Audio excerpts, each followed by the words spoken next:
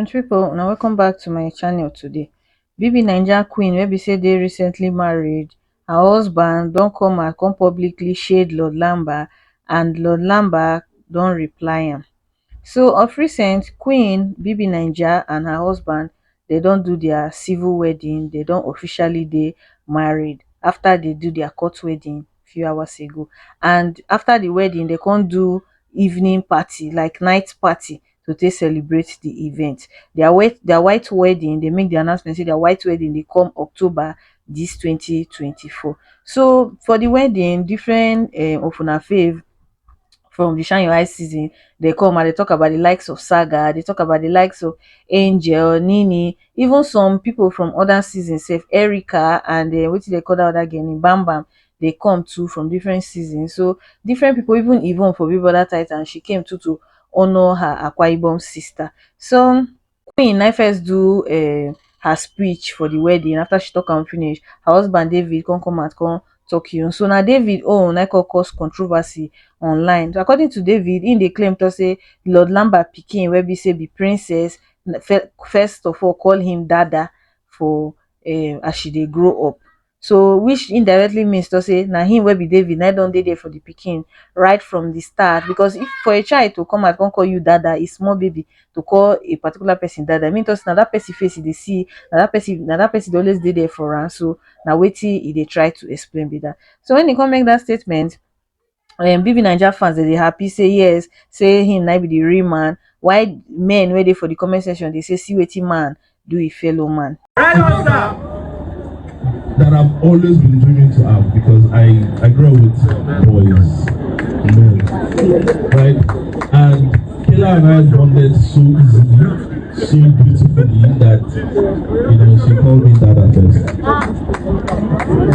So it's really a beautiful night, and I want to tell you that I can assure you that you're in safe space, and I'm going to take your. So the first person here can say, know when to stop. Stop trying to use a man's child to gain cheap traction. What is wrong is wrong. Well, to me, I believe say that particular statement they very unnecessary. But I don't know why he talk. I don't know why he actually make that type of statement. But whichever reason, to me, they very unnecessary. That person go say Queen broke the title of baby mama, leaving Lamba with the title of baby daddy, a queen and more. The truth be say Queen raised standard for single mothers. Wetin I noticed to say Queen na family oriented and she know exactly wetin she wants and she just go for am. When God send you an intentional man, the rest na history.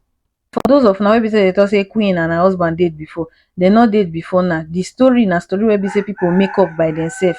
Be say no believe ever believe say a woman with child can decide to move on with her life without following a time waster up and down. Her gas rest. And I dey very proud of her because every woman deserve happiness. Everybody, not just woman, both man, everybody deserve happiness. Now just say the way society could just take traumatize some certain people, no good. So the next person can say now this Queen husband Gongon supposed be BBN housemate. What's going on now? But the truth be say this David now he nice step up for the pikin. From everything we be say we don't see so far, we not really know what that Lord Lamba they do. But if you really they do, we not see him publicly. He never claimed this child publicly. All of a sudden, he's everywhere talking nice things about the pikin and all those type of thing. He just did somehow. Everything wey be say they go on very dark man, very dark yeye man. As una know one, you not talk anything wey be say gas to do with women. The guy is very angry. He's always talking down on women. He not just like woman at all. And I dey see some people, some of you mumu fans, they come they tell me say, what do I mean by very dark yeye man? I not stutter when I call the guy very dark because I not call him stupid. Make una know they put words for my mouth.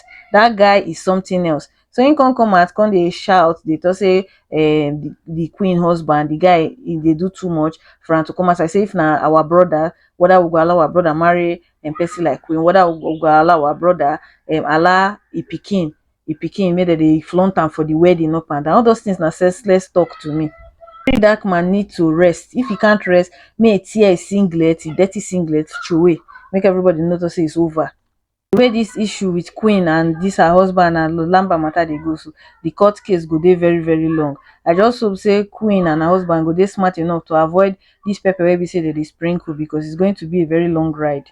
So a particular blogger wey be say they call Cutie Jones come out come post a particular WhatsApp chat where we say allegedly they say that Lord Lamba chat na be that. So for the chat, I will just post am here for those of now wey get the strength to read am, we go read am. But those of now wey no fit read, when of you read am, I go just explain am for una.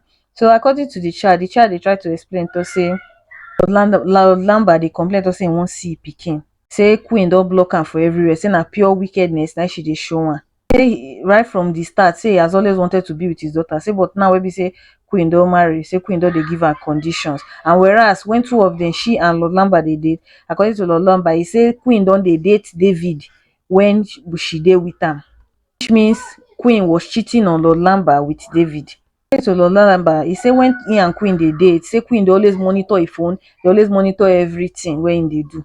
And she can't go ahead, go get engaged after just 1 month after two of them get issues. Which to say him wey be Lord Lamba, he has been dating himself all this while. Say the thing where they pain her pass now the fact say wetin be her name, Queen husband David go buy bicycle for him own daughter. He can't ask Queen to say who buy this bicycle for my pikin. Queen come tell her say no, say na her friend or her UK friend na buy am, whereas she have been sleeping with that her UK friend wey be say be David. Come end the statement with to say him dey try to explain to say him no fit continue to dey beg Queen to see pikin, say he must see pikin this week.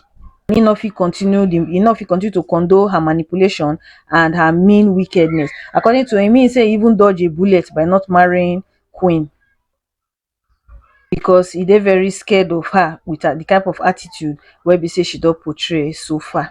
Lord Lamba, all these things wey be say you dey talk, the thing don tire me in short. E go good make you just grow up.